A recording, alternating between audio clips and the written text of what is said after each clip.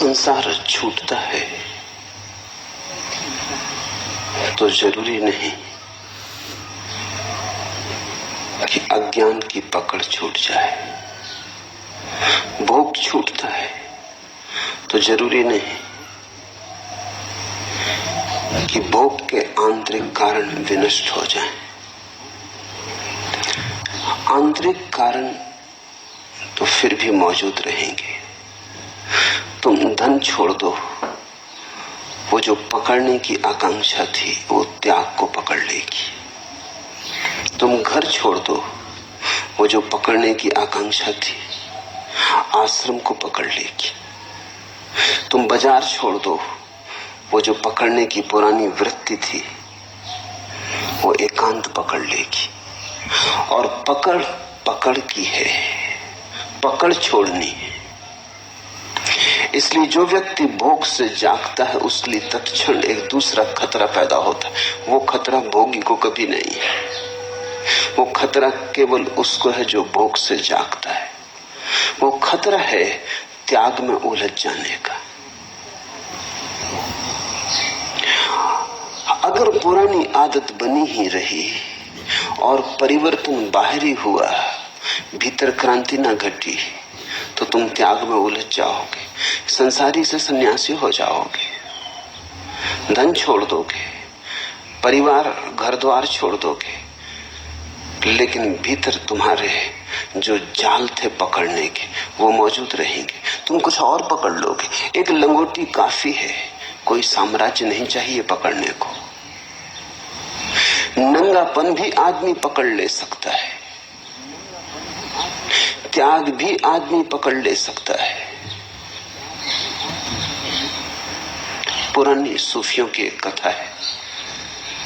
एक सम्राट जब छोटा बच्चा था, स्कूल में पढ़ता था, तो उसकी एक युवक से बड़ी मैत्री थी। फिर जीवन के रास्ते अलग अलग हुए। सम्राट का बेटा तो सम्राट हो गया, वो जो उसका मित्र था वो त्यागी हो गया, वो फकीर हो गया। उसकी दूर दिगंत तक प्रशंसा फैल गई फकीर की। यात्री दूर दूर से उसके चरणों में आने लगे, खोजी उसका सत्संग करने आने लगे।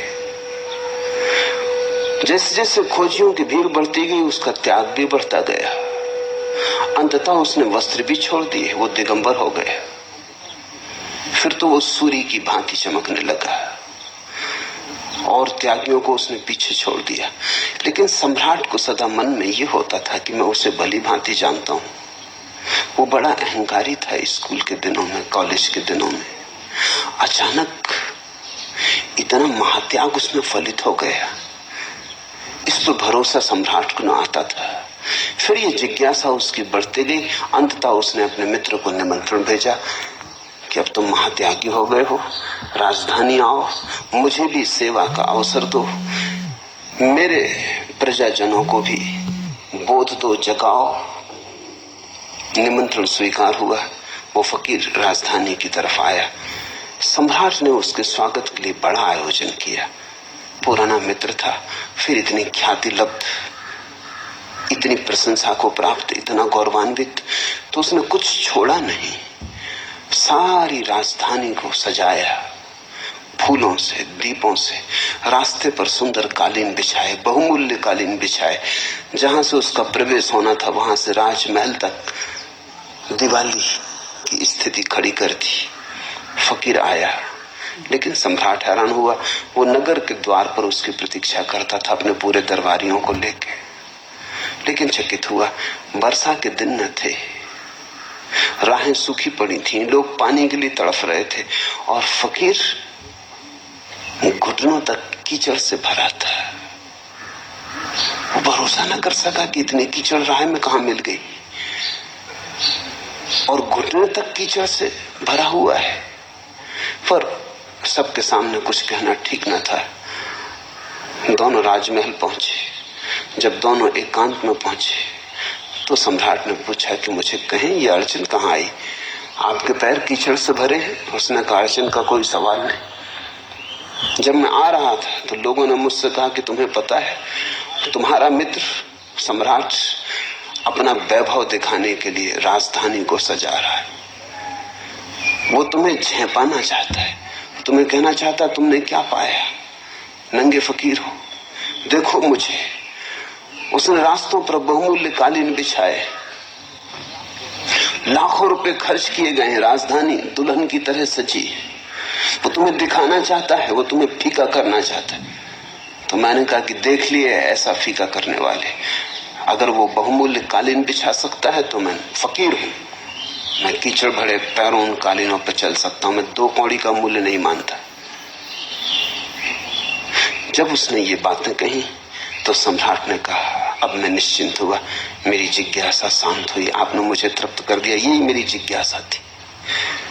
फकीर ने पूछा क्या जिज्ञासा थी?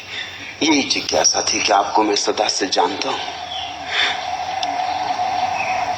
स्कूल में कॉलेज में आपसे ज्यादा अहंकारी कोई भी न था, आप इतनी विनम्रता को उपलब्ध हो गए, यही मुझे संदेह होता था। अब मुझे कोई चिंता नहीं, आओ हम गले मिले, हम एक ही जैसे हैं, तुम मुझे जैसे हो, कुछ फर्क नहीं हुआ है। मैंने एक तरह से अपने अहंकार को भरने की चेष्टा की है सम्राट होकर, तुम दूसरी तरह से उसी अहंकार को भरने की चेष्टा कर रहे हो। हमारी दिशाएं अलग हो, हमारे लक्ष्य अलग नहीं। और मैं तुमसे इतना कहना चाहता हूं, मुझे तो पता है कि मैं अहंकारी हूं, तुम्हें पता ही नहीं कि तुम अहंकारी हो।